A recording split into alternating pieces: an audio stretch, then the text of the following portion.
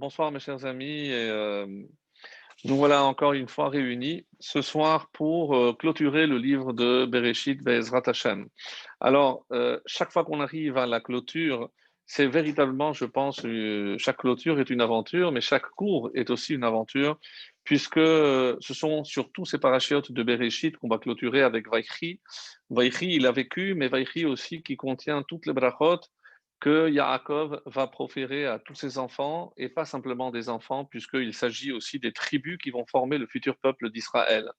Donc on peut imaginer que, contrairement à ce qu'on a souvent envie d'entendre ou de lire, qu'il a voulu révéler la fin, et on va y revenir sur ce fameux passage, il a voulu révéler la fin, Acharit Hayamim, qu'est-ce qui allait advenir à la fin des jours, et on dit qu'à ce moment-là, la Shekhinah l'a quitté, la névoie, donc comme si le roi HaKodesh était parti, et pourtant on va voir que dans les brachot qu'il va consacrer à chacun de ses enfants, il est évident qu'il ne s'agit pas simplement de souhaits ou de vœux comme nous on aurait pu le faire, mais ce sont de véritables prophéties. Dans chaque bracha, il y a une prophétie et je vais essayer d'apporter une ou deux des brachot, notamment celle de Dan, et on va essayer de comprendre pourquoi. Et vous, oui, j'imagine que vous auriez imaginé une autre, peut-être Yosef aussi pour expliquer un petit peu, mais en tout cas, chaque bracha est une prophétie en tant que telle. Donc, forcément, il a ce roi Hakodesh, donc il a aussi cet esprit prophétique, puisqu'il va voir des choses extraordinaires au moment où il va proférer ces quelques versets. Et le thème qui va nous occuper essentiellement ce soir, donc je donne un petit peu le programme, c'est cette bracha vraiment particulière, puisque on a tous, on va dire, besoin à un moment donné, peut-être plus les jeunes que les adultes, d'avoir un modèle. Généralement, le repère pour tout un chacun, c'est son père. D'ailleurs, dans repère, il y a aussi père. Donc, on sait que on a besoin tous d'un modèle. Et quel est le modèle que la Torah va nous proposer? Comme on le sait, il y a dans d'autres domaines, le sport, la musique, le cinéma, chacun a, et excusez-moi le terme, son idole. Donc on est fan de celui-ci ou de celle-ci. Et nous, dans la Torah, on a aussi nos idoles, je vais dire, mais nos modèles plutôt. Alors évidemment, vous allez me dire, ben, on a les rabbinim, on a le Gadol Hador, mais est-ce qu'un Gadol Hador est un modèle pour nous? Est-ce qu'on tend à le ressembler? Est-ce que je cherche à imiter tel ou tel rave, si j'ai décidé évidemment de mener ma vie en fonction de la Torah? Ou alors, donc, la Torah, justement dans cette paracha, va nous donner une réponse, puisque chaque fois qu'on va bénir nos enfants, on va leur dire, vous voulez savoir, mes enfants, à qui je voudrais, moi, votre papa, que vous ressembliez. Et évidemment, on est loin, loin d'imaginer que au moment où je profère cette phrase, pour les Sfaradim, généralement, ça se fait le vendredi soir, et vous allez voir tout à l'heure le texte qui le stipule ainsi. Donc, c'est la bracha que l'on donne à ses enfants, alors que pour les filles, la ça c'est l'évidence s'impose. Yesimech Elohim, Kesara, Rivka, Rachel, Véléa. Ben, qui va être ton modèle, ma chérie? Eh ben, les matriarches. Et au moment où on arrive aux garçons, eh ben, on ne dit pas Abraham, Yitzhak et Yaakov, on ne dit pas Moshe et Aaron, on ne dit pas Yosef. Et là, on va citer, excusez-moi, mais si je le dis de cette façon-là, c'est vraiment pour vous réveiller, mais on va citer deux inconnus. Oui, et vous allez beau me dire, oui, mais enfin, on sait, mais on ne sait rien d'eux. Sincèrement, la Torah ne nous décrit pas ces personnages. Je parle bien sûr de Éphraïm et de Ménaché. Et Yesimecha Elohim, que Ephraim et Ménaché, qu'Hachem il te rende, il te fasse ressembler à qui? À Ephraim et à Ménaché. Alors là, on a envie de dire à Yaakov, attends, Yaakov, je ne comprends pas. D'abord, pourquoi il élève précisément ces deux enfants au rang de tribu? Ça aussi, c'est incompréhensible. Si déjà, on a Yehuda qui est le modèle de la royauté, alors prends ses enfants, surtout des enfants qui sont venus par un biais un peu, on va dire, flou avec Tamar. Et on aurait pu prendre Peretz et Zerah, donc deux jumeaux qui vont être le modèle et non. Et on a l'impression, et on va voir dans la réaction de Yosef, une réaction qui va pas nous manquer de nous étonner. Il fait non, non, papa, tu te trompes. Lochen avi, pas du tout, papa. Et il essaye de changer les mains de son père. Tout le monde imagine la scène. Donc, Yosef qui vient devant son père, qui lui amène ses deux enfants parce qu'il a cherché à les bénir. Donc, il a pris la précaution de mettre l'aîné face à la droite de son père, donc à sa gauche à lui, et le cadet à gauche de son père. Et que trouve de mieux à faire son père? Donc, il inverse les mains. Donc, pourquoi? D'abord, une question très simple. S'il voulait donner la priorité au cadet, alors pourquoi il ne change pas de place? Laisse la main, pourquoi croiser les mains? Qu'est-ce que ça veut dire? Shikel et Yadav. Donc, il y a ici véritablement un épisode incompréhensible. Dès qu'il s'agit du choix de Ephraim et de Ménaché, que savons-nous? Ben, ils ont été élevés en Égypte, d'accord.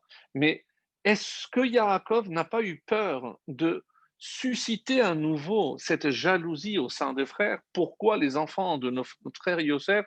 Ah, parce que lui, il est vice-roi, alors ses enfants ont le droit d'être considérés Kirouven Veshimon, comme mes propres enfants. Alors, sincèrement, je ne pense pas qu'on ait traité la question, en tout cas avec la profondeur avec laquelle on va essayer de le faire ce soir. Pour quelle raison Yaakov? Alors, on dit Aîné Israël Kavdou Mizoken. Donc, il voyait mal. Donc, peut-être s'est dit, et ça c'est une des réponses possibles, Yosef s'est dit peut-être que mon père n'a pas vu. Il croyait que j'avais à ma droite mon aîné et qu'il a dit, il s'est trompé. Donc, il va essayer de corriger, bien entendu. Et est-ce qu'on ne peut pas imaginer tout simplement que Yaakov, à ce moment-là, a eu par roi HaKodesh? Et pourquoi, encore une fois, on va refaire la même erreur? Non seulement on a déjà vécu tout ce que Yosef lui-même a vécu dans sa chair à l'égard de ses frères, mais si on remonte, mais il n'y a que ça, il n'y a que des conflits lorsque le cadet ce suppléé va prendre la place de l'aîné. On a vu avec Ishmaël et Yitzhak, on a vu avec Esav et Yaakov, mais avant, on l'a vu aussi avec les fils de Noach, sans parler de Caïn et Hevel. On a l'impression que tout le livre de Bereshit, on est à la recherche de la fraternité. On est à la recherche de cette fraternité perdue au moment où Caïn a frappé son frère et l'a tué à l'aube même de l'humanité. Et certains commentaires vont encore plus loin ou plus haut.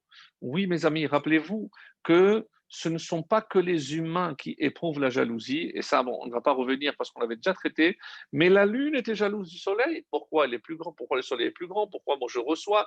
Donc Dieu a dû diminuer en quelque sorte la Lune. Donc on a l'impression qu'on parcourt tout un livre où on est en quête justement de cette fratrie, et peut-être qu'avec Ephraim et Ménaché, on est arrivé au bout de cette quête, au bout de ce voyage, et la question qui s'impose, mais pour quelle raison fallait-il que ça se passe encore de la même façon, à savoir que le cadet vienne prendre la place? Est-ce qu'on ne craint pas? Vous allez me dire, bon, peut-être que ce sont eux justement qui ont fait le tikkun. On attendait, mais moi je vais aller plus loin. Mais on n'a qu'attendre encore un petit peu. Quel est l'exemple même de deux frères qui n'ont jamais ressenti et qu'on connaît, parce que Ephraim et Ménaché, on connaît rien du tout. Alors on sait, mais que par le Midrash, par certains commentaires de Rashi, qui s'en fait l'écho, que lorsque on va les chercher, on les ramène. Qui est celui qui va seconder Yosef en tant que vice-roi? C'est son fils Ménaché. Mais donc il est là au service de son père. Ménaché qui n'hésite pas à protéger son père lorsqu'il voit ou il sent une menace de la part de Yehuda. Alors, donc, mais tout ce qu'on sait, c'est véritablement par des petites allusions, mais jamais on nous a parlé clairement de ces deux personnages. Alors, le fait qu'ils se soient tus, que le grand ait laissé passer le cadet, que le cadet ne se soit pas enorgueilli, je veux bien, mais est-ce que ça justifie pour les élever au rang non seulement de tribu, mais le modèle que je dois présenter à mes enfants parce que quand tous les vendredis soirs, je leur dis, la veille de Kippour, je les bénis et je pense aussi à Ephraim et Ménaché. Moi, si on m'avait posé, moi, ma question, évidemment, je suis sûr que beaucoup d'entre vous aussi auraient donné la même réponse. Si déjà on a deux personnages qui sont parfaits pour prendre comme modèle, bien sûr, c'est Moshe et Aaron. Donc, on les connaît, on connaît leur vie, on sait comment l'un a senti de la joie lorsqu'il a su que c'est son frère qui allait prendre le rôle du sauveur pour libérer le peuple de l'esclavage d'Égypte. Donc, Vera'acha Vesamach Belibo, il va être content lorsqu'il va savoir que c'est toi qui viens libérer. Donc, on avait deux modèles parfaits, exceptionnels, en la personne de Moshe et de Aaron. Pourquoi avoir choisi deux personnages parfaitement inconnus? Ça, c'est par rapport à la bracha. Becha Yevalech Israël. C'est par toi que Israël va, à partir de maintenant, va bénir. Mais ça ne répond pas à une autre question aussi, et qui est aussi extrêmement pertinente. Pourquoi il fallait deux tribus supplémentaires? Très bien. On peut prendre Ephraim et Ménaché comme modèle pour la bracha. On va essayer, tout au long de ce shiur, d'apporter quelques réponses par bribes, parce qu'il y a énormément de commentaires, mais pas autant qu'on aurait voulu. Et je crains fort que, comme il arrive souvent pour les bonnes questions, que les questions soient toujours meilleures que les réponses. Mais bon, ça on a l'habitude. Mais qu'est-ce que je peux vous dire, si ce n'est qu'on s'est donné beaucoup de mal pour aller chercher véritablement des réponses à toutes ces questions.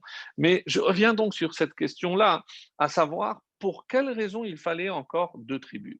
Qu'est-ce que... il- on était 12, alors on aurait pu dire, mais ça y est, il y a Yosef, il y a les 12 enfants, c'est 12 tribus. On sait que les matriarches savaient qu'il devait y avoir 12. Le Midrash qui dit qu'il y avait 12 pierres qui se sont réunies en une. Donc on a 12, mais on a fini. Pourquoi maintenant le fils Yosef va devoir céder sa place à deux de ses enfants? Du coup, on aura combien de tribus? 13. Pourquoi donc il fallait atteindre ce chiffre de 13? Alors, pour ceux qui nous ont suivis tout au long de ce livre magnifique de Bereshit, et surtout les commentaires qu'on a pu donner pendant cette année, donc rappelez-vous qu'il y a malheureusement de la part de Yaakov, hein, il savait que il fallait précisément 13. Parce que 13, encore une fois, et je me permets de rappeler très rapidement, 13, c'est la valeur numérique du mot Echad et Ahava. Et que si on avait atteint le chiffre de 13, 13, c'est la hardoute parfaite. On aurait atteint le summum de l'union au sein des tribus. Jamais 10 tribus n'auraient pu disparaître. Jamais il n'y aurait eu de jalousie. Jamais il n'y aurait eu de kin'a. Il n'y aurait pas eu de scission, de Péroud, le chiisme avec les descendants de Shlomo HaMelech. Donc, on aurait atteint la perfection.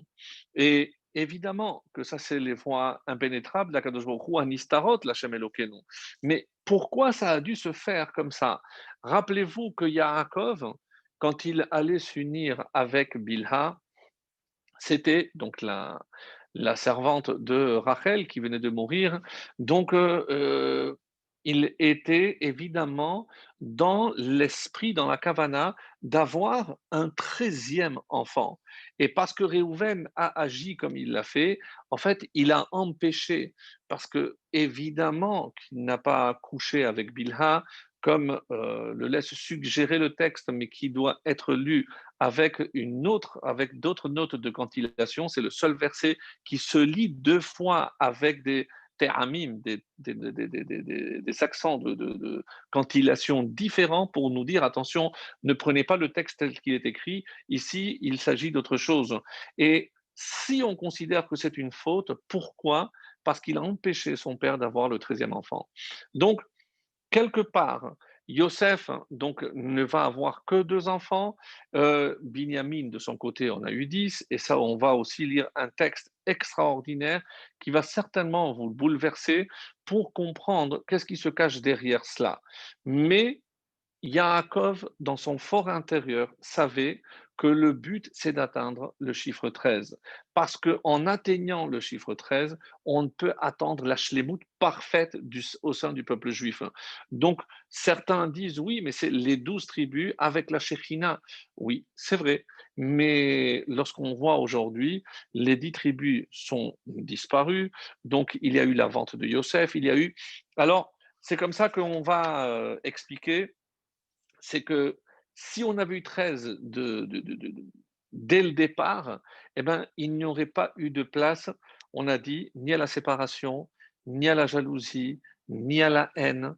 Donc, pour permettre au peuple juif de travailler sur justement cette kin'a, cette sinatrinam, parce que très sincèrement, comment imaginer que ce long exil qu'on est en train encore de subir, même si on arrive à la fin, Baruch Hashem, mais comment imaginer que tout a démarré par une sinatrinam? Mais il y a des fautes gravissimes dans la Torah. Kippour, il y a Shabbat, il y a des choses gravissimes. Pourquoi imaginer que la sine atrinam eh ben, a de telles conséquences? Les différents exils, en tout cas ce dernier, avec tous les massacres qu'on a connus, l'Inquisition, la Shoah, donc, et quand on remonte à la source, c'est la sine atrinam. C'est pas parce que de l'autre côté on est plus fort que nous, mais parce que quelque part nous, on a en nous une réparation qu'on n'a pas encore atteinte. Et tant qu'on n'a pas atteint cette réparation, malheureusement, on subit les conséquences. Et c'est comme ça que les Chachamim vont expliquer que on voulait que ça se passe comme ça. Il y a d'ailleurs une allusion magnifique dans le texte lorsque Yaakov parle à son fils Yosef. Il lui dit Quel Shaddai nira elai belouz. Donc, le Dieu Tout-Puissant m'est apparu à Luz, qui était Bethel, Be'eres Kenaan, lorsque j'étais en terre de Kenaan, Vaivarechoti. Et là-bas, il m'a béni. Qu'est-ce qu'il m'a dit? Vayomer Elai, et il m'a dit, Hineni mafrecha vehirbiticha. Et je vais te faire mafrecha, te faire fructifier, vehirbiticha, te multiplier, untaticha likhal amim, et je vais faire de toi une assemblée de peuples. Ça, c'était la promesse avant donc qu'il arrive chez Lavan, avant qu'il fonde même sa famille. Et lorsque il arrive, et ça c'est ce qu'il dit à son fils, mais lorsqu'on regarde comment la bracha a été dite, donc dans le chapitre 35, et il dit la chose suivante Pere urbe goy ukhal goyim mimer mimecha. Et donc, Pere urbe, donc crois, multiplie-toi, fructifie-toi, goy, une nation, un peuple, ou kahal goyim, et une assemblée de peuples, yiyemimecha, sortira de toi. Alors, les commentaires s'interrogent, pourquoi cette double promesse? Goy et kahal goyim, une nation et une assemblée de nations. Alors, pourquoi cette redondance? Donc, si tu vas avoir une grande assemblée, il y aura beaucoup de peuples, mais pourquoi c'est dit comme ça? Alors, les Haramim ici expliquent quelque chose de magnifique, hein, et en se basant sur l'explication de Rashi, qui dit Goy, c'est Binyamin. Donc, il va sortir de chez toi un peuple, une nation, c'est Binyamin. Et pourquoi? Parce qu'il avait déjà Yosef et il lui a promis qu'il aurait encore un dernier enfant. Et donc, mais une fois qu'il aura, si Binyamin est le 12e, alors c'est fini. Donc, il ne va plus avoir d'autres. Alors, qu'est-ce que c'est Goyim, Kal Goyim? Et on explique Menaché ve'Ephraim sheratidim latzet mi Yosef vehem beminyan shevatim. C'est comme ça que c'est marqué dans le commentaire, c'est que il y a Binyamin qui va compléter le 12e, mais il y a encore Kehalamim, c'est-à-dire que il va y avoir deux enfants qui vont être aussi comme considérés comme des tribus. Autrement dit, nous avons ici une allusion extraordinaire au fait que quand Dieu a annoncé à Yaakov, il lui avait déjà suggéré. Donc, ce que Yaakov attendait, c'est maintenant qui sont ces deux qui doivent remplacer un des 12 enfants pour atteindre le chiffre de 13. Et comme on l'a dit, une des possibilités, c'était Peretz et Zerah. Pourquoi pas, si je considère que Yehuda est la tribu de la royauté, alors c'est tout désigné, c'est encore mieux. Alors, justement, et ça, ce commentaire est rapporté au nom du Malbim et le Gaon de Vilna, c'est que lorsqu'on regarde que la bracha, elle a été donnée, c'est que Rachel uchlea asher banu shetehem et Bet Israël. Donc ici, c'est dans le livre de Ruth, comme Rachel et Léa qui ont construit les deux ensemble. Et comme le gant de Vilna nous dira, que Shne More Shenehem Shavim, c'est qu'elles sont à égalité. Donc il n'y a pas une qui est plus que l'autre. Tout Israël a été fondé par Rachel et par Léa. Et alors, comme si quelque part on voulait nous faire comprendre que les enfants de l'une ne sont pas supérieurs aux enfants de l'autre. Et quelque part aussi, donc Binyamin ne sera pas suffisant, même s'il a donné 10 enfants lui-même, mais Ephraim et Ménaché restent quand même le modèle et ces deux tribus qui vont compléter les 13 pour atteindre, donc, on va dire, ce chiffre de 13. Alors, on n'a pas encore expliqué pourquoi c'est ainsi. Maintenant, d'abord, je termine d'expliquer pourquoi il fallait 13 et ensuite, on va expliquer quelle est la particularité donc de ces deux enfants de Ephraim et de Ménaché. Et à ce propos, donc, je voudrais aussi rajouter un Orahaim Hakadosh aussi qui explique et pose la même question, c'est que avant toute chose, si je considère que ce sont les enfants de Yosef qui vont être considérés comme des tribus, en quoi ça transforme Yosef? Donc Yosef est quelque part la transition entre le père et le fils. Pourquoi? Parce que si je considère qu'il est le fils, donc il est au même titre que tous les autres tribus.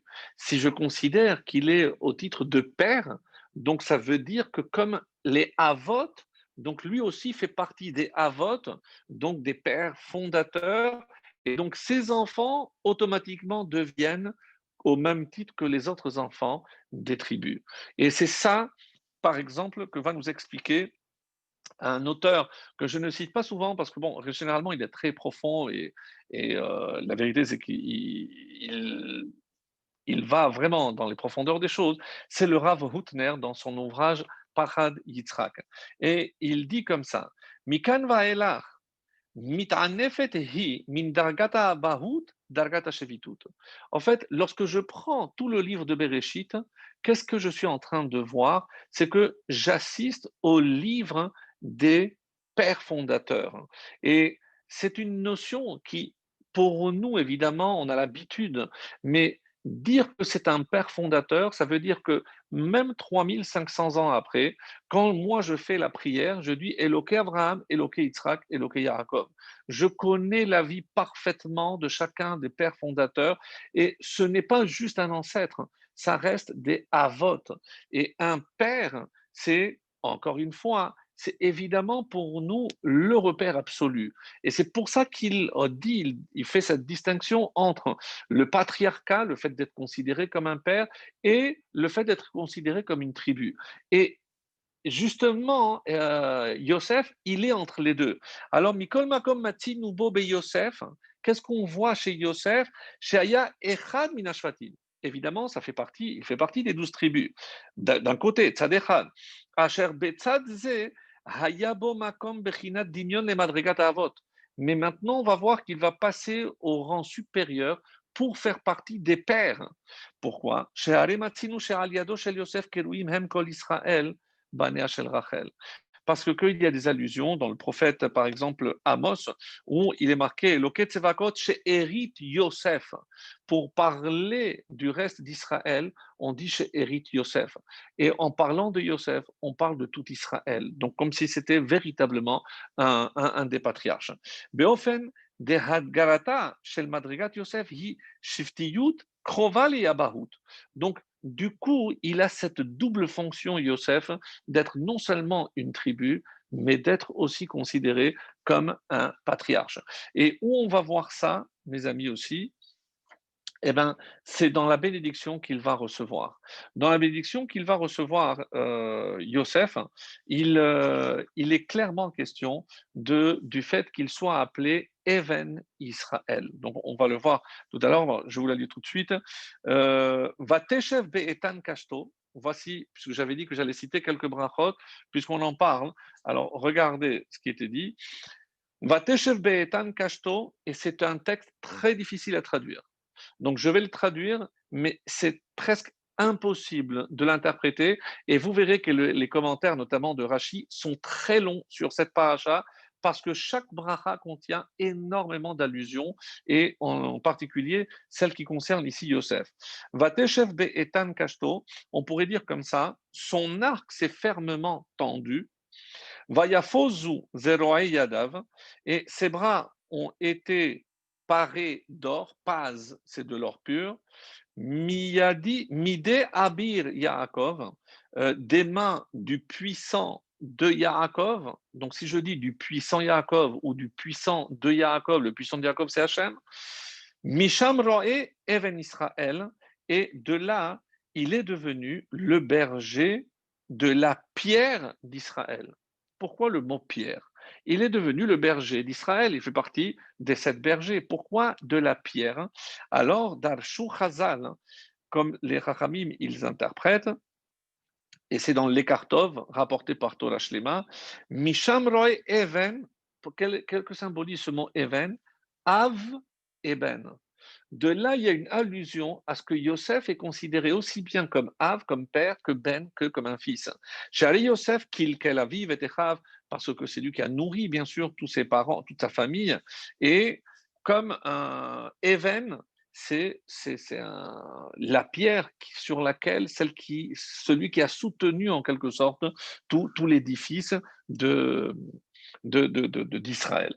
Par ailleurs, il y a aussi une allusion extrêmement intéressante qui nous dit que Réhouven, le mot Réhouven, la valeur numérique 259, c'est la même valeur numérique que lo Bechor, que lui, c'est pas le Bechor.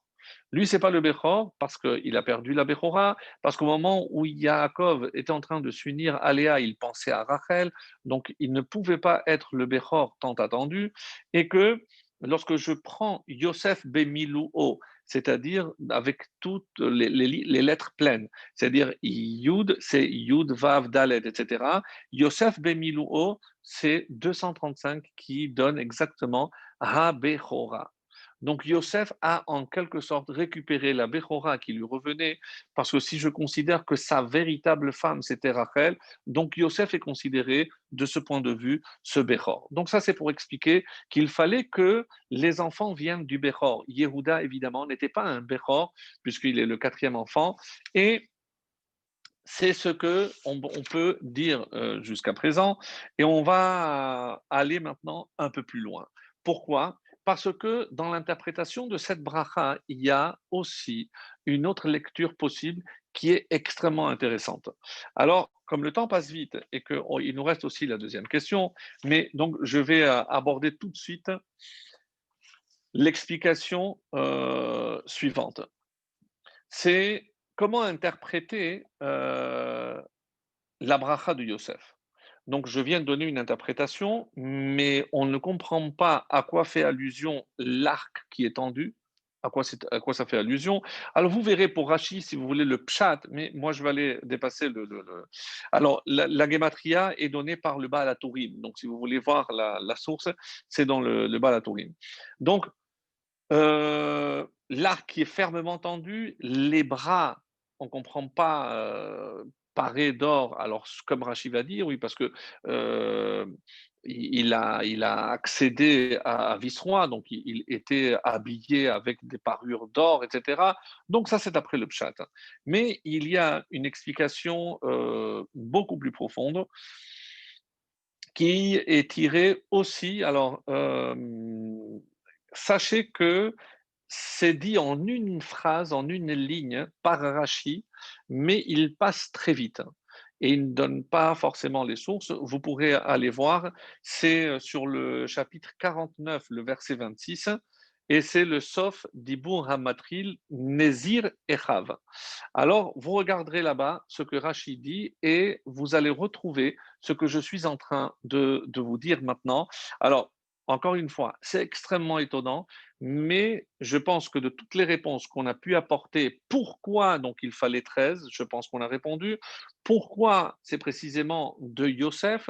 On a essayé d'expliquer que Yosef donc est le Béchor, donc qu'il fallait forcément que ce soit aussi quelqu'un qui puisse être considéré comme un père pour pouvoir considérer ses enfants au même titre que les autres. Donc, et le seul où on trouve cette allusion dans Even, le mot Even, Av Eben, c'est précisément Yosef. Donc, à part toutes ces allusions, et là maintenant, on va donner une dernière explication avant d'aborder maintenant, après, pardon, le thème de Ephraim et de Ménaché.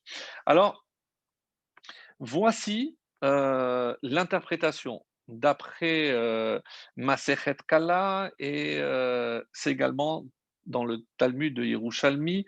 Je vais les citer au fur et à mesure et vous allez voir comment c'est véritablement aussi étonnant. J'espère que vous allez être aussi satisfait que moi parce que c'est une réponse assez surprenante. Alors, Vateshev Be'etan Kashto, donc comment on l'a traduit? Son arc s'est fermement tendu. Amar Rabba, Yosef nitramem kenegda.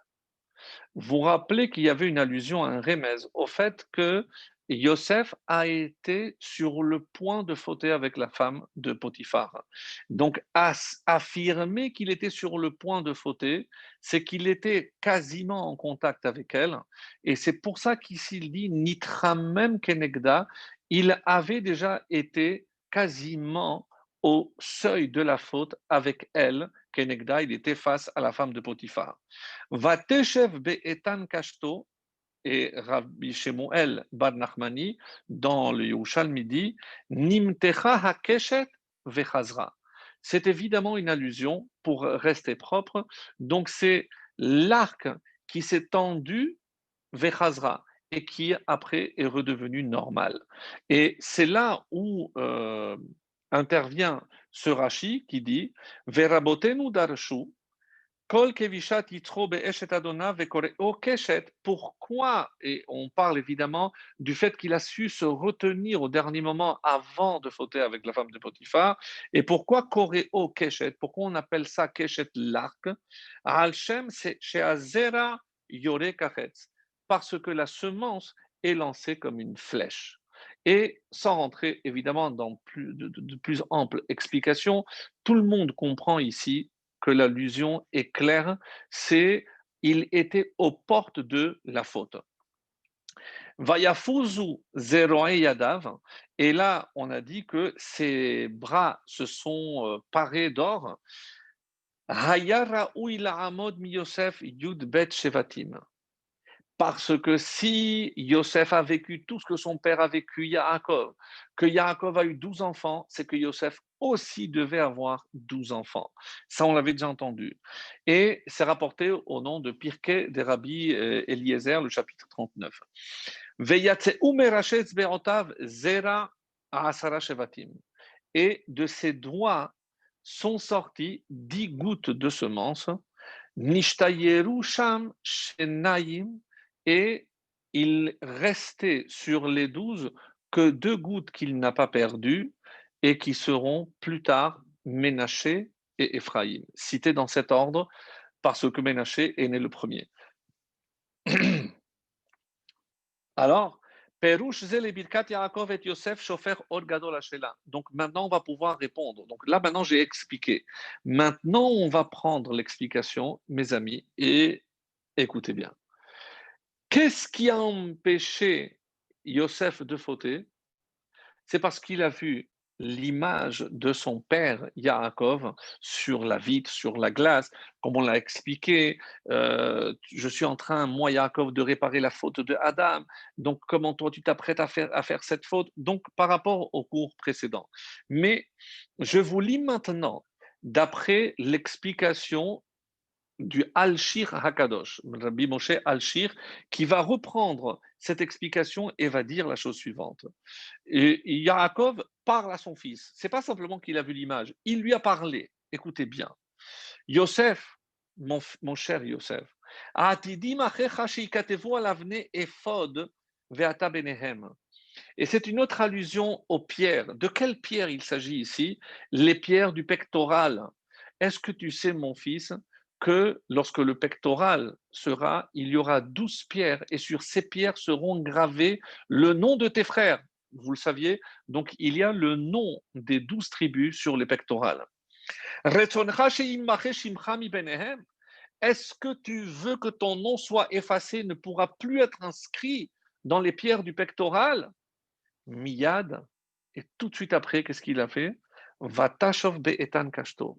Il a ramené son arc. Tout de suite, il s'est refroidi. Donc, si Nitramem, il s'était chauffé, on va dire, là, il s'est refroidi. Amar Rabbi Yohanan Mishum Rabbi Meir. Impressionnant. Chez Shava Kashto le etano. Donc, l'arc est redevenu normal, non tendu. Vayafozu Zeroe Yadav, Naatz Yadav, il a planté ses mains, Bakarka, Veyatsea Shirvat Zera mi ben Tziporne Yadav. Et la semence est sortie à partir des ongles. Je ne vais pas rentrer encore dans ces détails. Mide Avir Yaakov, et c'est des mains de puissants de Yaakov. Alors, j'avais dit comment on pouvait traduire. Regardez toute la traduction. Du puissant de Yaakov, c'est de Hachem. C'est Hachem qui a donné cette bracha. Mais Avir Yaakov, pourquoi Yaakov est appelé ici Avir, le puissant? Migaram lo sheichakek alav nephod. Qui, le mérite de qui, toi, Yosef, tu auras ton nom, en tout cas le nom de tes enfants gravé sur la pierre. Elle est Abir Yaakov. C'est comme ça que c'est rapporté ce que je viens de citer dans le traité de Sota 36b. Alors, maintenant qu'on comprend, chez Yaakov Omer, Ephraim, Umnashe, Kiruven, Veshimoni, Yuli, lorsque Yaakov dit à son fils, maintenant Ephraim et Menaché, ils vont être pour moi comme Reuven et Shimon. Pourquoi? Quelle est son intention? Chez Bizruto, Nitzal Me'avera. Yaakov est en train de lui dire, mais tu comprends que si tu n'as pas fauté et que finalement tu n'as perdu que 10 gouttes, je t'ai sauvé 2, ces 2, grâce à qui ont été sauvés? Grâce à moi, Yaakov. Donc c'est ces 2 enfants, c'est comme si c'était les miens. Et c'est ce qu'il dit, Shtetipot azer ashenotru, avalhem gam bene Yaakov, kir uven veshimon. Et ça, c'est le langage du Al-Shich HaKadosh. Mes amis, c'est extraordinaire. On est en train de dire que pour quelle raison les 2 enfants de Yosef sont plus considérés les enfants de Yaakov que les autres? Parce que s'ils ont vu le jour qu'ils sont nés, c'est grâce à l'intervention extraordinaire de Yaakov. Et Yaakov qui a sauvé son fils. Ah, vous allez me dire, et alors quoi? Les 10 sont perdus? Tania, on a enseigné dans une braïta. Haya Raoui Yosef, comme on l'a dit, Raoui, il aurait dû avoir 12 enfants. Keder Shiatsum Yaakov, parce que elle est, comme c'est marqué, elle est Toledot Yaakov, Yosef. Elle Shiatsu, Shirvat Zera. Alors quoi? Alors on dit, non, Vafal Pichen Yatsu mi Binyamin arrive. Donc, où on va retrouver les 10 que Yosef a perdus, on les retrouvera chez Binyamin. Et c'est pour ça que dans chacun des noms que Binyamin va donner, il y a une allusion à la vie ou à une des étapes, je ne reviens pas sur l'explication, vous regarderez la semaine dernière, sur une des étapes de la vie de Yosef, mais parce que ils sont attribués à Yosef parce que c'est les 10 qu'il a perdus et c'est son frère qui les a récupérés.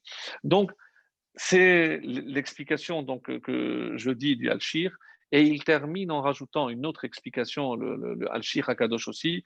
Pour quelle raison, dit-il, plus que tous les autres enfants, ce sont les enfants de Yosef, et il dit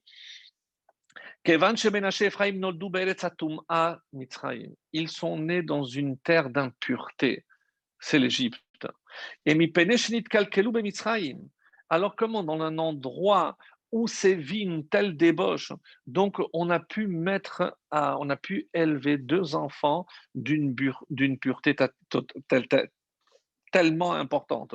Alors il dit comme ça, כי רק הם נולדו ונתגדלו במצרים שהייתה שקועה בטומאתה, ולא נמשכו כלל, comme ils n'ont pas été attirés par cette impureté, Aderaba, au contraire, ils ont été élevés, ils ont grandi sur les genoux, littéralement, de Yosef Hatzadik, selon la Torah, selon la Yir'a, עד שנמצאו ראויים להימנות בתור י"ב שבטך הקדושים והטהורים. Donc, qu'est-ce qu'il dit? Yaakov savait qu'il méritait une bénédiction particulière. Mais pourquoi il allait bénir les enfants de Yosef plus que les enfants des autres enfants? Alors il a eu, pour éviter justement cette jalousie, qu'est-ce qu'il va faire? Il va les élever au même rang que les enfants, et pour au contraire, d'après le Al-Shir, et c'est une autre explication très belle, c'est pour éviter justement la sin'a ou la jalousie. Pourquoi? Parce qu'au même titre qu'il a béni tous les enfants, toutes les tribus, eh bien, il a aussi béni Ephraim et Ménaché comme des tribus. Ça, jusque-là, c'est, on va dire, l'explication par rapport à Ephraim et Ménaché. Mais évidemment qu'on n'a pas tout dit. On n'a pas tout dit parce que si on a cité le Al-Shir, le Al-Shir, encore une fois, ce soir on l'étudie beaucoup, mais parce que il va aussi apporter une explication. Au fait, maintenant, on a dit pourquoi le Père a croisé les mains. Donc, on a dit pourquoi tout simplement il ne les a pas déplacés.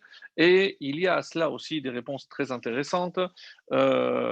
L'explication, par exemple, du Malbim que je donnerai tout à l'heure. Donc, mais avant toute chose, qu'est-ce qui a marqué pour remettre le contexte et bien comprendre ce qui s'est passé? Vaikach Yosef et Shenehem, au moment où on lui a dit que son père était malade, donc il allait le voir avec ses enfants, et il a pris ses deux enfants, Ephraim Bimino, donc Ephraim, le petit à sa droite de Yosef, donc à gauche de son père, Misemol Israël, Vet Menaché Bismolo, et Menaché qui est le grand, il l'a mis à sa gauche, directement à droite de son père. Vaishlach Israël et Yemino, il a lancé sa main droite, Vayashet al Roch Ephraim. Et au lieu d'aller directement sur Ménaché qui était à sa droite, il a mis la main sur Ephraim qui était à sa gauche.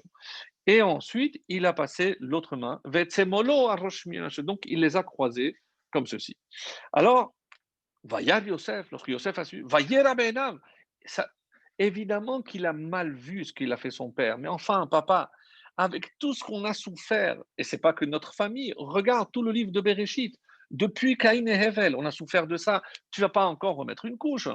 Vaït mort, il a tenu la main de son père, les Hassir, pour l'enlever. Mais al Rosh Ephraim, al Rosh Menaché. Vayomer Yosef el Aviv, lochen avi. Papa, ne refais pas la même erreur, je t'en supplie. Kizé Bechor, c'est lui le Bechor. Sim Yeminecha, je t'en prie, mets ta main droite sur la tête du Bechor. L'explication du Rashbam, rappelez-vous, c'est le petit-fils donc de Rashi. Un le faresh lo yafe ataose. Non, c'est pas que Yosef est en train de dire à son père, s'il fait, c'est évidemment qu'il y a le roi Hakodesh, c'est pas qu'il est en train de dire, papa, tu te trompes, c'est pas bien ce que tu fais. Avant de venir et d'arracher la main, papa, tu te trompes, tu sais ce que tu es en train de faire. Alors, Yosef, voilà ce qu'il faudrait compléter pour avoir une image. Papa, non, j'ai déjà pris la précaution de te mettre à ta droite l'aîné. Ne crois pas que parce que moi j'ai apporté à ma droite, c'est mon aîné que j'ai apporté à ma droite, comme le père, puisqu'il place son aîné aussi à sa droite et qu'il vient maintenant devant le grand-père. Donc non, papa, j'ai déjà pris la précaution de te mettre l'aîné à ta droite. C'est tout ce qu'il veut dire d'après le Rashbam pour diminuer l'impact de l'action commise par Yosef. Alors, chez Bémini, la Kartia Bechor, la Tsar Bismali, donc j'ai déjà pris la précaution, je les ai bien placés pour que tu aies l'aîné à ta droite.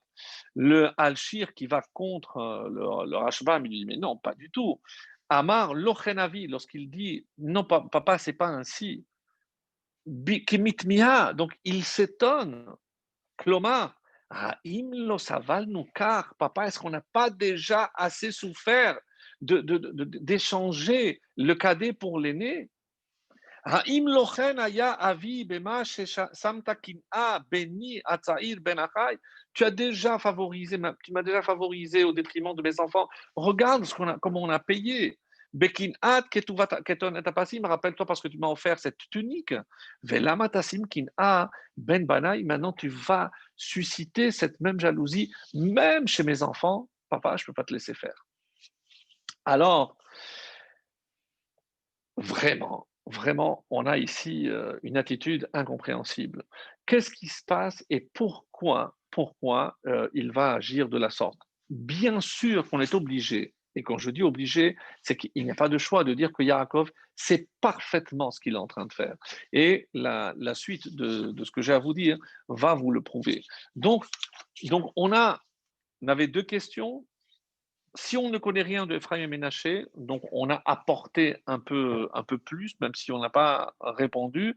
Mais la question pourquoi inverser les mains, ça revient à dire la question pourquoi il ne les a pas déplacés. J'ai trouvé une réponse vraiment, mais par sa simplicité extraordinaire, parce que déjà bénir le cadet à la place de l'aîné, c'est déjà assez humiliant pour l'aîné, c'est-à-dire pour Ménaché.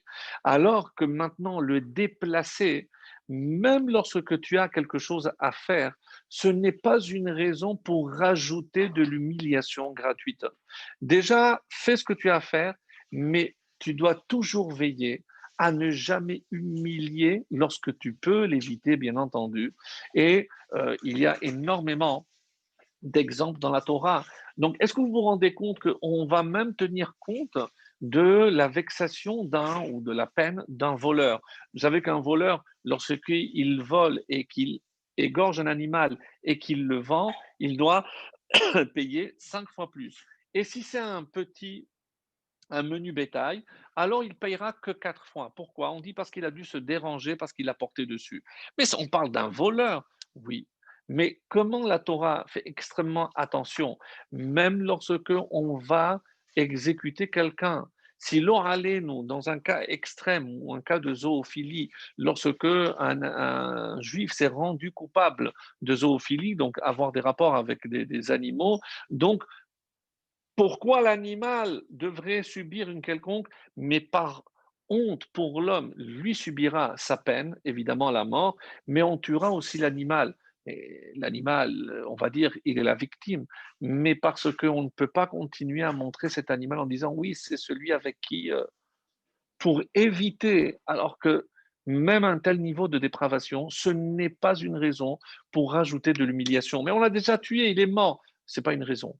Donc, comment la Torah veille, mais véritablement au grain, pour éviter une humiliation supplémentaire, même lorsqu'il s'agit de gens qui auraient peut-être, à nos yeux, mérité un tel comportement.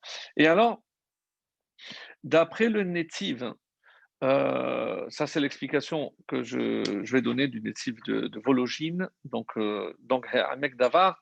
Mais avant toute chose, je vais rapporter, vous avez dit, le Malbim. D'après le Malbim, il y a une explication aussi très belle, qu'il dit, qu'est-ce que c'est Shikel et Yadav? Il a croisé les mains, littéralement, qui Ménaché à Bechor, parce que Ménaché est le Bechor. Cette dernière partie de la phrase, dit ici le Malbim, est supplémentaire. Mais qu'est-ce que tu es en train de dire? Il a croisé les mains parce que Benaché est le Bechor. Ce n'est pas une raison. Tellement qu'on va expliquer, non. En fait, ici, c'est parce qu'il est, malgré le fait qu'il soit le Bechor, mais ce n'est pas la raison pour laquelle il a croisé les mains. Il a croisé les mains parce que c'est comme s'il est en train de dire le Malbim, pourquoi il ne les a pas échangés de place? Parce que Ménaché reste le Béchor et qu'on n'a pas voulu l'humilier en le faisant changer de place. Donc on l'a laissé à droite. Ça, c'est comme ça qu'il dit. Et alors, il rentre dans une explication merveilleuse avant d'arriver au Netiv. Qu'est-ce qu'il dit? Regardez, qu'est-ce qui se passe lorsque je croise les mains? Il a dit que d'abord, il a mis la main sur Ephraïm, la main droite. Donc, du coup, pour atteindre la tête de Ménaché qui est restée à droite, je passe la main par-dessus. Et qu'est-ce qu'il explique ici, le Malbim?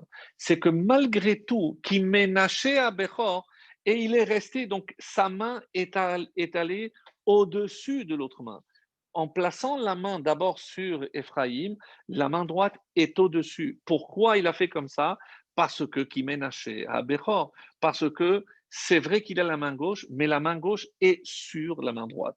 Donc, c'est une consolation pour éviter une double humiliation, mais on voit jusqu'où les Chachamim vont dans les petits détails pour montrer que malgré tout, qui Ménaché à Bechor, attention, Ménaché le Bechor, et on a préservé son kavod.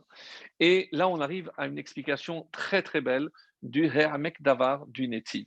Alors, pour gagner du temps, parce que j'ai encore la bracha de Dan à vous faire, donc je vais vous la lire, plutôt vous la résumer au lieu de vous la lire.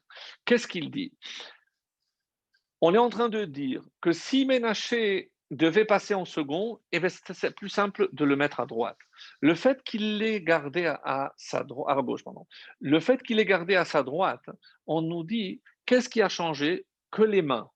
Mais Ménaché est resté du côté droit de son grand-père. Et donc, qu'est-ce qui n'a pas changé? On dit c'est les jambes. Il est resté à côté de sa jambe droite. Alors que Ephraim, qui va être béni en premier, va rester à côté de la jambe gauche. Et qu'est-ce qu'il explique ici, le natif? Très, très, très beau. C'est que les mains, ce qui est en haut, c'est on va dire, le domaine spirituel. Les jambes qui sont en contact avec le sol, c'est le domaine matériel. Autrement dit, qu'est-ce qu'il voulait dire par là? C'est que quand je change les mains, c'est que au niveau spirituel, donc la main droite est allée sur Éphraïm. Pourquoi? Parce qu'Éphraïm est celui qui représente la Torah. Éphraïm est celui qui représente, comme on va le voir par la suite, c'est celui qui est resté dans le domaine spirituel. C'est un petit peu, mes amis, comme Yaakov. Alors que quel était le rôle de Ménaché? Ménaché, c'est l'homme, on a dit, celui qui était aux côtés de son père, celui qui s'occupait dans la direction de toutes les affaires d'État, de l'économie, etc. Donc, c'est lui qui gère tout le côté matériel. Et qu'est-ce qu'on veut dire par là? C'est que si Ephraïm et le spirituel, il faut savoir que quand on donne une bracha, et c'est ça la bracha que je suis en train d'en donner à mes enfants, c'est pas suivez ce modèle. Non, d'abord, évidemment qu'il n'y a pas eu de jalousie, c'est magnifique, mais il y a autre chose. Quand je donne une bracha à mon enfant, qu'est-ce que je veux dire? Regarde, il y a deux possibilités, Ephraim et Ménaché. Qu'est-ce que je te souhaite? C'est évidemment avant tout que tu réussisses spirituellement et aussi matériellement. Et ce qui est important, pourquoi il a laissé à droite? Pour nous dire, attention, dans une bracha, il n'y a pas que le domaine spirituel qui compte, parce qu'il y a aussi la base, le bassis, les jambes, il y a la terre, il y a la matière. Donc, il faut aussi que mon fils ait une bénédiction matérielle. Mais, et ça c'est à droite, donc c'est sûr que Ménaché reste à droite pour rester à côté des jambes qui symbolisent, comme je l'ai dit, la dimension matérielle. Mais les bras, c'est Ephraïm.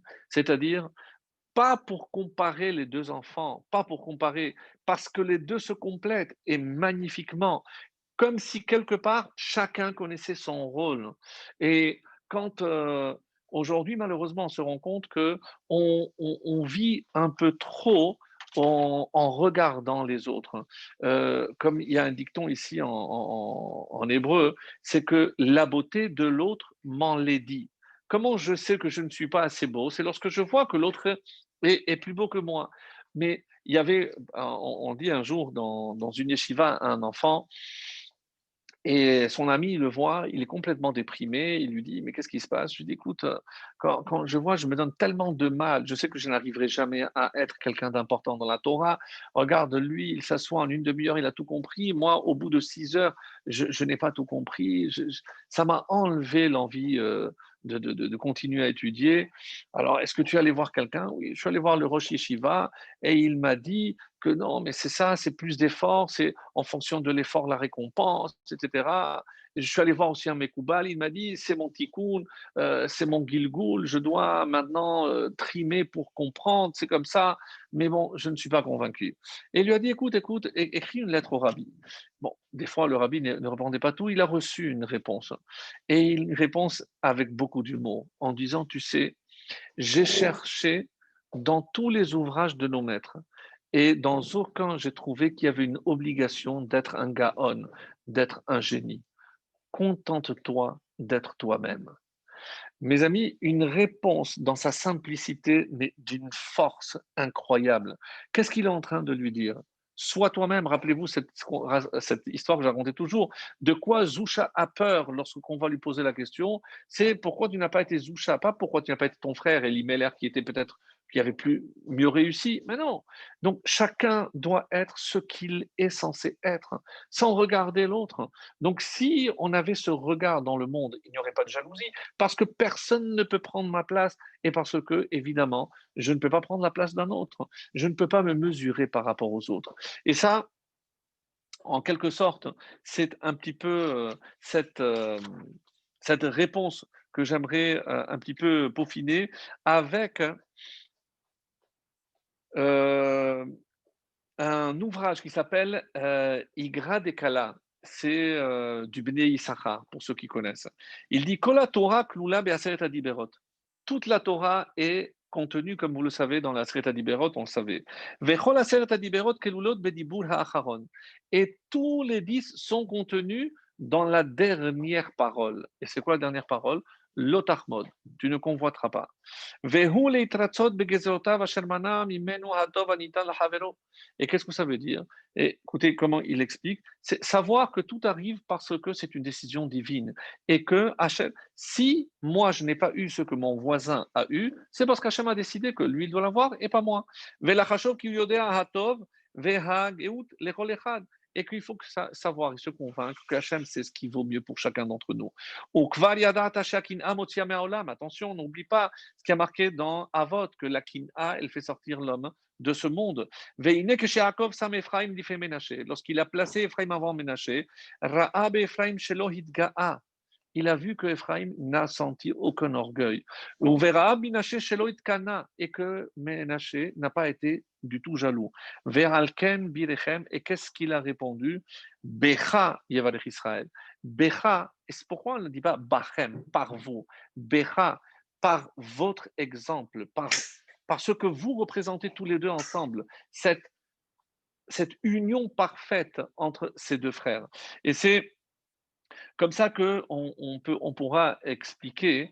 Alors, on n'a pas encore répondu à, on va dire, une dernière question avant de passer à la conclusion. C'est et pourquoi pas Moshe et Aaron? Pourquoi pas Moshe et Aaron et pourquoi ici? Donc, on a peut-être abordé, mais pas d'une façon profonde. Et juste euh, par rapport à une dernière explication que je voudrais apporter du Gaon de Vilna, qui dit que justement, chez En leitalel bechorma bigvura ou be'ashilut levad, אלא בזאת יתהלל כשישכיל וידע אותי. דהיינו, שידע איך להנהג בהעשירות והגבורה בחוכמה, שהכל כוונתו לשם שמיים. C'est-à-dire, ici, le Gaon de Vilna nous dit Alitalel chacham bechormato, qu'un sage ne se vante pas de sa sagesse. Ve'alitalel agibol buglato, et un fort de sa force, ni le riche de sa richesse. Alors, qu'est-ce qu'il veut dire par là? C'est finalement, on se rend compte que tout ce que Hachem nous envoie, c'est pour qu'on soit capable de s'en servir. Ce sont des moyens pour servir Hachem. Donc, je ne peux pas m'attribuer un quelconque mérite. Et c'est ce que Yaakov veut nous faire comprendre à travers cette bénédiction. Et un point supplémentaire, et c'est l'explication que nous donne le rabbi de Louavitch, qui nous dit la chose suivante. Quand il dit Ve'ata shene banecha noladim lecha dans la paracha, il dit et maintenant les deux enfants qui te sont nés, Beretz Misraim, ad bo'im Mitzraïma, jusqu'à que je sois venu en Égypte.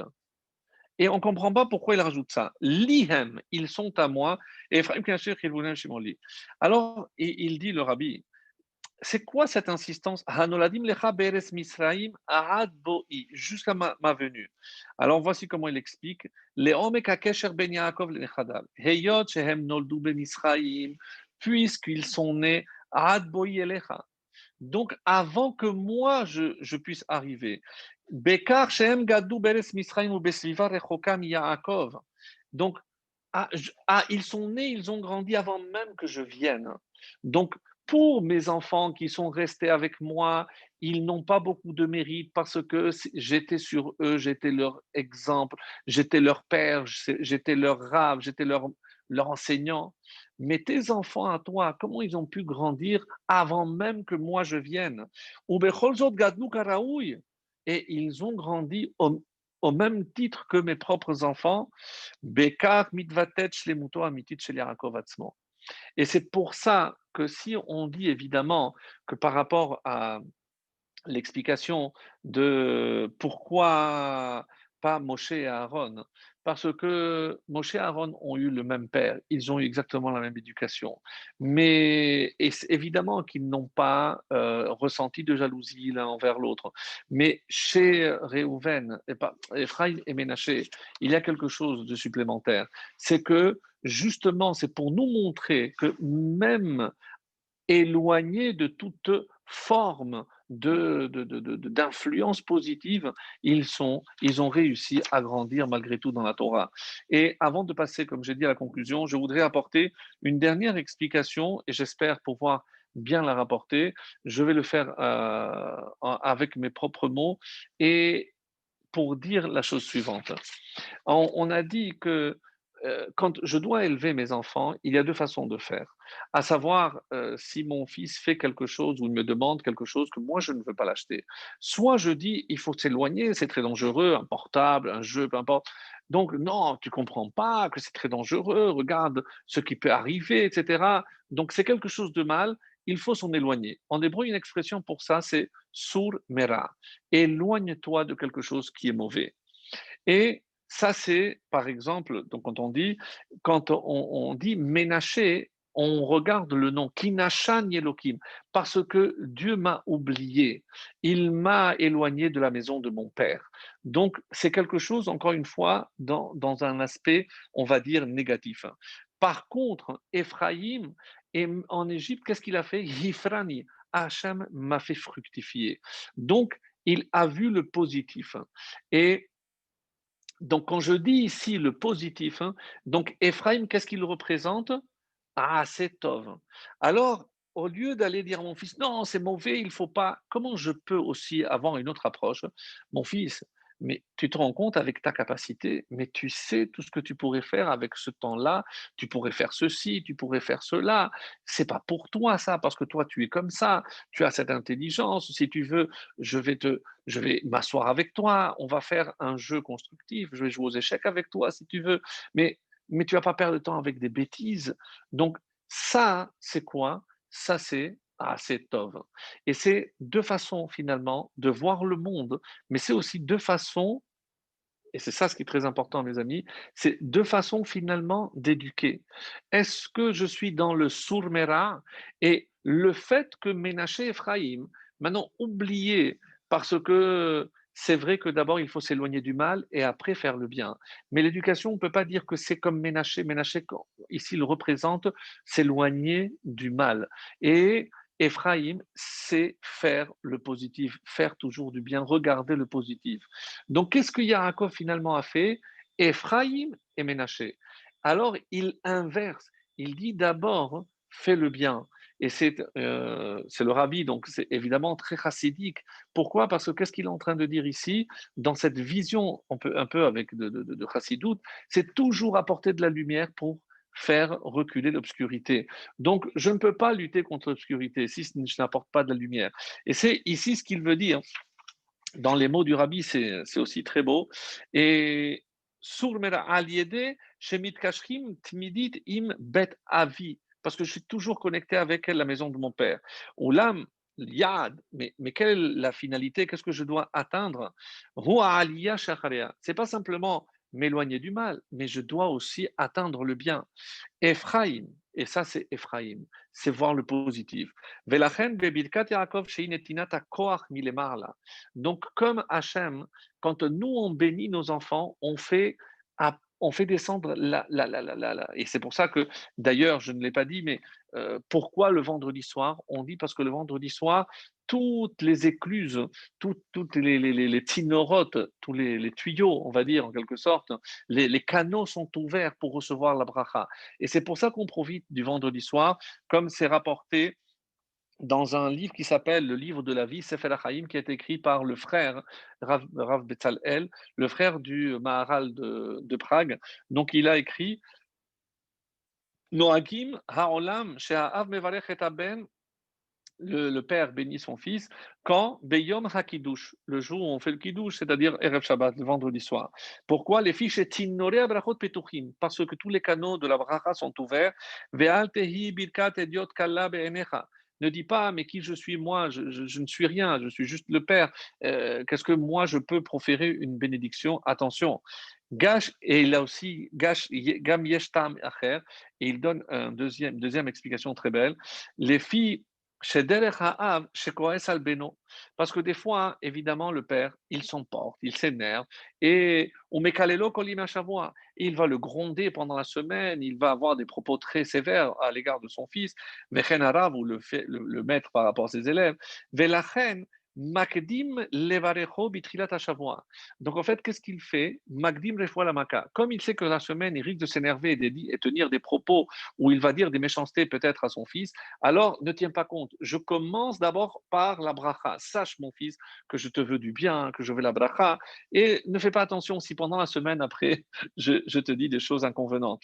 Donc, et une fois que j'ai béni quelqu'un, aucune malédiction ne peut tenir.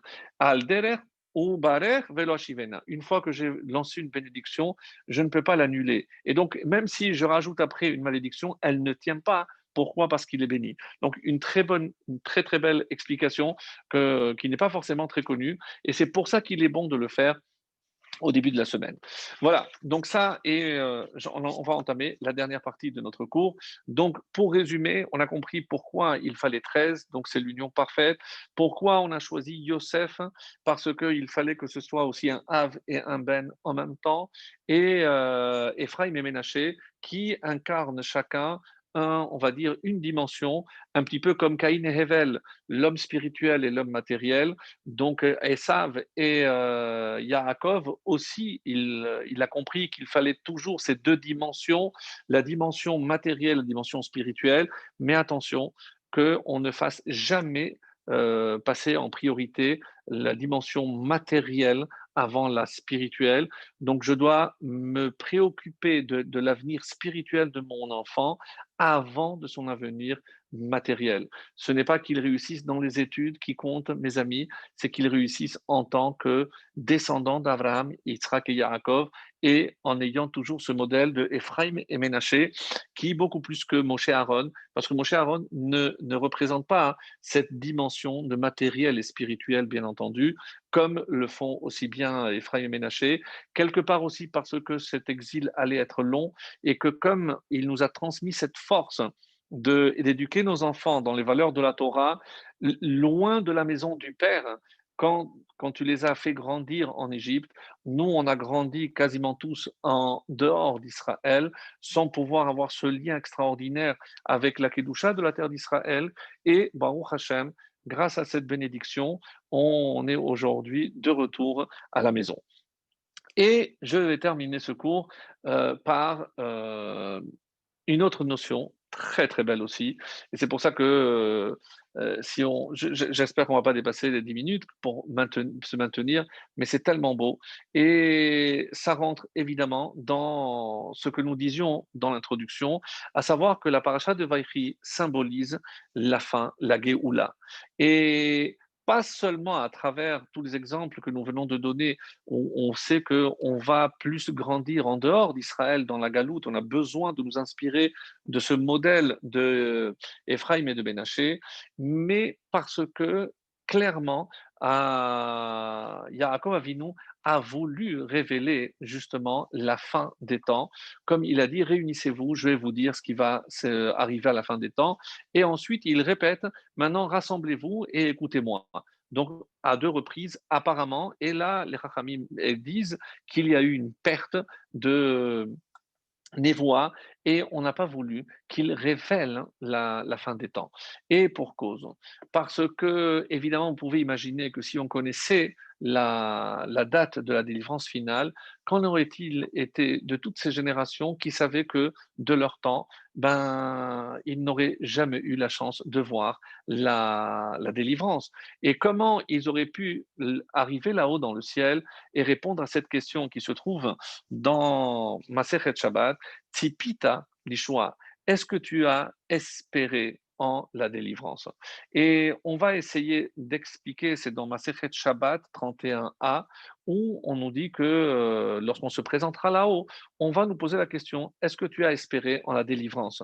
Mais quand je dis espérer en la délivrance, bien sûr, vous allez me dire, mais tout le monde espère que le Mashiach va venir. Oui, mais la véritable question, et c'est Rabbeinu Nissim qui explique, hein, Tzipita Lishua beyamecha. Je sais que tu es convaincu que le Mashiach doit venir et qu'il viendra, mais est-ce que tu as espéré véritablement qu'il pouvait arriver de beyamecha, de ton temps, tes jours pendant ta vie? Est-ce qu'on est tellement convaincu que oui, il pourra arriver? Alors, il y a une allusion à part celle que l'on vient de donner, c'est dans une bracha d'une tribu qui n'est pas très connue. C'est la tribu de Dan. Et je vais vous la lire et vous allez comprendre pourquoi il y a une allusion indépendamment de celle que je viens de citer, où il a voulu révéler, mais il y a une autre indication. Et je pense que de tout le livre de Bereshit, c'est véritablement la plus belle conclusion qu'on pouvait espérer de la bouche, en tout cas, de Yaakov Avinu. Alors, il va bénir la tribu de Dan. Et vous allez comprendre pourquoi j'ai choisi cette tribu. Et il dit comme ça, Dan yadin amo keachat shivte Israël. Dan jugera son peuple comme l'une des tribus. Yehi, Yehi Dan nachash ale derech. Dan, que Dan soit un serpent sur une route. Shefifon ale orach. Donc ici, c'est une vipère, donc ale orach sur un chemin. Hanosher Aikevesus, qui mord les talons du cheval, Vaipol Rochvo Achor, et le cavalier tombe à la renverse, il tombe en arrière. Et il conclut cette bracha, Lishuatecha kiviti Hashem, en ton salut, j'espère au Hashem. Alors, c'est quoi cette allusion au cavalier? Qu'est-ce que ça veut dire mordre le talon du cheval? Incompréhensible. Évidemment, il y a plein de choses qui se cachent. Vous pourrez évidemment consulter le commentaire de Rachi pour de plus amples informations, puisque, comme je l'ai dit, c'est très long. Mais moi, c'est exactement ce que je voulais, c'est par rapport à cela. Juste après, qui est béni? Alors, vous allez me dire, c'est bizarre, on ne voit pas le lien, mais c'est pas dans l'ordre, puisqu'après, c'est Gad. Gad, Yegedud Yegudenu, Vehu Yagud Akev. Et on entend le mot Akev ici comme ici, Aikev Esus, donc le talon. Le talon, évidemment, pour nous, c'est Aikveta de Meshicha. C'est les talons du Mashiach. Et on dit aussi que la dernière génération, celle qui précède la venue du Mashiach, s'appelle la génération du talon. Alors, bon, vous allez me dire, mais qu'est-ce que ça veut dire? D'abord, je traduis. Gad, Gedoud, c'est un régiment. Donc, Gad va recruter un régiment. Vehu Yagoud, et il retournera Rakev sur ses talons.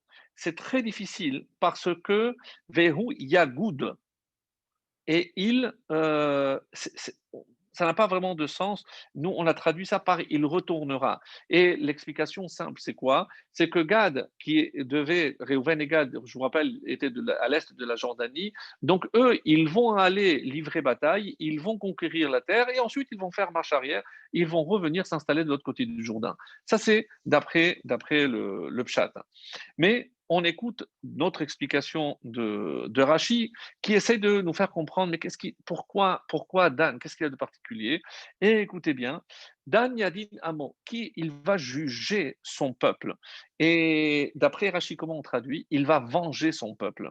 Yinkom Nikmat Amo, il va juger. De qui s'agit-il? Qui Dan va venger son peuple? Alors de quoi s'agit-il? C'est une allusion à Shimshon. Samson, oui, Shimshon est de la tribu de Dan et il va venger son peuple parce qu'il va mettre à terre tous les Pélishtim. Mais qu'est-ce que ça veut dire que le cavalier va tomber à la renverse? Et c'est le Hakedat Yitzhak qui donne une très belle explication en faisant le lien, et je vous lis pour aller plus vite, c'est que qu'est-ce qui se passe lorsque le serpent mord le cheval à l'arrière? Donc finalement, donc, il tombe. Mais qu'est-ce qui va se passer lorsque le cavalier, le cheval, tombe? Il tombe sur le serpent et il l'écrase. Donc à quoi ça fait allusion, mes amis? Oui, vous avez compris, c'est à la mort de Shimshon. Comment Shimshon va mourir? Ben, il va demander dans un dernier élan à Hachem, Chazekeni, donne-moi de la force, et il va faire que tout le temple où étaient réunis tous les Pélishtim va s'écrouler, mais évidemment, il va être enseveli. Et dans sa mort, il va emporter tous les ennemis d'Israël. Alors, qu'est-ce que cela veut dire? Et pourquoi cette phrase Lishuate Hakiviti Hashem? Alors, d'après le Pshat, ça va toujours avec Dan. Et pourquoi? Parce que même s'il allait mourir, Hachem, il a espéré en Hachem, Hachem lui a donné à la dernière minute la force nécessaire et il a remporté cette victoire.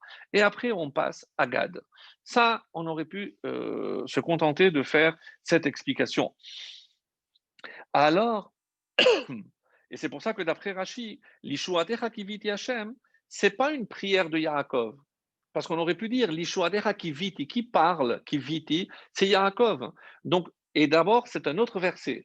Est-ce que je peux considérer que ce verset est séparé de Dan? Ça n'a rien à voir avec Dan. Alors si ça n'a rien à voir avec Dan, qu'est-ce que ce verset en ton salut kiviti? J'ai espéré. J'ai eu espéré, tikva. Donc, qu'est-ce que ce verset vient faire ici, mes amis? Et pourquoi il se trouve entre Dan, Shimshon, et Gad? Gad, pas très connu non plus. Qu'est-ce qui s'est passé? Qu'est-ce que cette tribu veut vouloir dire? Alors, la révélation est plus qu'étonnante et tellement belle. C'est pour ça que Alors, qu'est-ce qu'il est dit dans le Midrash Rabbah?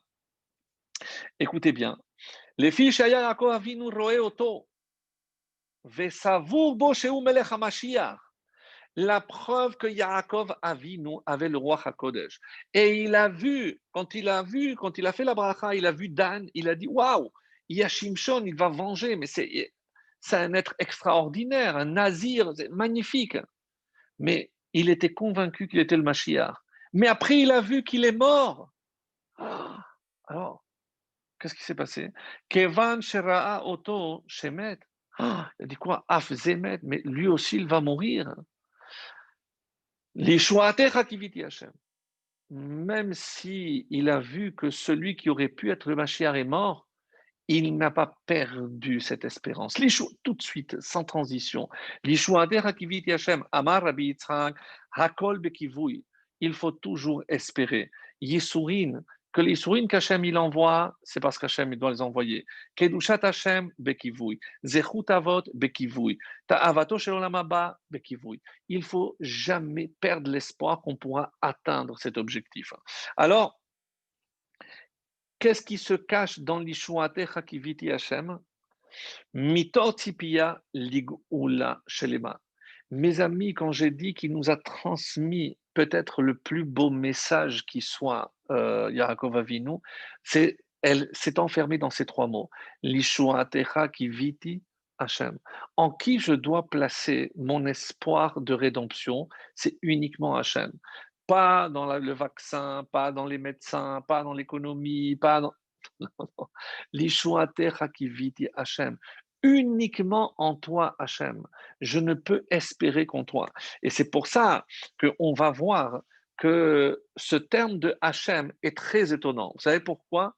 Parce que le mot de Yud Kevavke dans le Sefer Bereshit est cité 144 fois. Et pendant quasiment 20 chapitres entiers, Yud Kevavke n'apparaît pas. Non, il n'y a pas. Yud Kevavke n'apparaît pas. Et la dernière fois que Yaakov l'avait utilisé, c'était dans quel contexte? Va yomer Yaakov Eloke avi Avraham, Eloke Yitzhak, avi Yitzhak, Hashem ha-omer elai shuv le'artzecha. C'est lorsque Hashem lui a dit retourne à la terre. Alors, il avait fait une promesse. Yaakov, rappelez-vous, c'est après son rêve, qu'est-ce qu'il a dit? Ve'aya Hashem li l'Elokim. Il a compris que le Shem de Hachem, Yud Kevavke, c'est celui qui apportera la délivrance. Et donc, et pendant 20 chapitres, on ne voit pas le nom d'Hachem. Qu'est-ce que cela veut dire? C'est que Yaakov attendait le signal pour nous dire, ah, maintenant je vois l'espérance. C'est la seule paracha, mes amis, qui est ce qu'on appelle Setouma. On n'a pas parlé parce qu'on a fait les années précédentes, mais il n'y a pas l'espace normalement de 9 lettres entre une paracha et l'autre. Vaïchi commence tout de suite après. On dit parce que commence l'exil, parce que Yaakov ne voyait pas le bout. Il n'avait pas encore vu, pas par rapport simplement à l'Égypte, mais parce qu'il n'avait pas vu encore. Et il faudra attendre cette phrase, l'Ishuadera qui viti Hachem, parce que là, il a compris qu'est-ce que c'était justement l'espérance. Et on avait déjà expliqué que lorsqu'il a voulu s'installer, il pensait que c'était déjà les temps messianiques, mais il était très loin, très très loin du compte. Et c'est pour ça que on voit que la préoccupation de Yaakov Avinu et c'est toute la différence entre un patriarche. Le souci de Abraham, bien sûr, contrairement à tous les autres personnages, évidemment qu'il y a eu de grands personnages, mais Abraham, sa préoccupation, c'était la continuité. Mais touché la même Hanor, il s'est fait transformer en ange. Mais personne n'a eu le souci de fonder un peuple, de transmettre une flamme. Et c'est pour ça que nous, pour nous, on commence avec Abraham, Isaac et Yaakov. Et c'est là où Yosef joue ce rôle ambivalent des deux, parce que Yosef a lui transmis cette flamme, et à travers ses deux enfants, il nous l'a transmise à nous. Et pourquoi Dan? Qu'est-ce qu'il a de particulier, Dan? On a parlé de Shimshon, mais quand sa mère a donné le nom, c'est, rappelez-vous, Léa avait eu 4 enfants, et à chaque fois, elle prononce le nom de Dieu. Euh, Shimon Kishama Hachem, Reuven Ra'a Hachem. Et toujours Hachem. Lorsque Rachel, elle voit qu'elle ne peut pas avoir d'enfant, elle donne sa servante Bilha. Et Bilha, donc, c'est le premier fils de Bilha, donc le premier fils qui est attribué à Rachel. Et qu'est-ce qu'elle dit, Rachel? Danani Elohim. Donc, ça, c'est la Midat Hadin. Donc, on sait très bien que tant que nous n'avons pas ces temps messianiques, nous sommes dans les temps de jugement. Hachem est en train de nous juger. Nous avons dit que le mois de Tevet, il y a un jugement qui se fait pour savoir si oui ou non va être décidée la reconstruction du Yerushalayim. Donc c'est extrêmement important et Vaïchi est toujours lu au mois de Tevet. Alors, et j'arrive à la fin, le Ramchal nous dit d'où vient ce terme de kiviti, tikva, l'espérance. Et il donne une explication magnifique, c'est le Ramchal qui dit mikve aussi, kave el Hashem, à la fin de la prière, kave el Hashem, ve kave el Hashem, ça ne suffit pas, il faut continuer à espérer. Et il dit de quel mot, c'est quoi la racine? Kav. Kav, c'est quoi? C'est une droite. Pourquoi? Que chez Adam me kave el Hashem, ou moter kav. Quand il espère en Hachem, il tend une ligne. Et on sait très bien qu'une ligne ne peut passer que par 2 points, c'est-à-dire moi et Hachem. Lorsque je me connecte directement avec Hachem, je crée une ligne et ça s'appelle, lui, il dit, c'est le cave, c'est la tikva, c'est la racine donc de cette espérance. Et Hatzipia Lishua, et il dit quelque chose d'extraordinaire, c'est que l'espérance en la délivrance est plus puissante, oui, est plus puissante que la délivrance elle-même. C'est-à-dire que tant que j'ai la force d'espérer, c'est encore plus puissant que parce qu'une fois que j'aurai atteint, même si tout converge vers cette finalité, parce qu'on attend tous. Et pourquoi on nous posera cette question? Tzipit Alishwa, est-ce que tu as véritablement espéré dans le sens où tu as placé ta confiance? L'Ishwa Techa, le salut ne peut venir que de toi, Hachem. Et c'est ce qu'il va dire le Kliyakar, le Kliyakar donc du XVIIe siècle, le Rav, il s'appelle Luntschitz. Et encore 5 minutes, excusez-moi, mais je vous lis juste parce que c'est un texte, mais qu'est-ce qu'il reproche? Pourquoi ça s'est mal passé, la sortie d'Égypte? Pourquoi il n'y en a pas un qui ne voulait pas sortir? Vous savez ce qu'il dit? C'est parce qu'il connaissait déjà la fin. Et oui, il savait, ça a été annoncé, il savait exactement combien allait durer l'exil. Pourquoi le deuxième temple ne pouvait pas tenir? Parce que la fin avait déjà été annoncée, 70 ans d'exil. Donc, on a pris la leçon et c'est pour ça que notre exil, il n'y a pas de date. Alors, il dit comme ça, כדי שבכל דור ודור יבקשו את פני השם, ואת דור מלכם ויהיו מחכים קץ ישועתו תמיד. Parce que connaître la fin, c'est perdre l'espérance. Et c'est ça le comble. Donc, dans ces mots, afin de ne pas perdre l'espoir, eh ben, il fallait surtout pas connaître justement la fin. Et je termine par ce texte du Netivot Shalom qu'on avait cité, Netivot Shalom, et qui dit succinctement, parce que je ne pourrais pas tout le lire, hein, mais, et ça, c'est la conclusion. Rappelez-vous, il s'appelle Rabbi Shalom Noach Barzovski, ou alors on l'appelle le Admour de Salonim. Et il dit comme ça, rappelez-vous que ce qui a marqué, que Yaakov a voulu révéler la fin. Venistaleka mimenu Shechina. La Shechina est partie. Il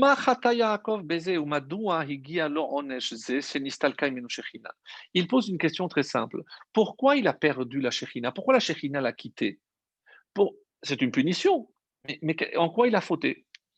Elle a les fiches à la Geoula, Atidam Chazal, parce qu'il est remarqué dans le traité de Sanhedrin 98, Zachu Achishena, lo Zachu Beita. Concernant la dernière délivrance, la nôtre, il est marqué, s'ils ont le mérite, eh ben, je ferai venir avant. Sinon, eh ben, elle viendra quand elle viendra. Donc, ils peuvent toujours être délivrés avant la fin.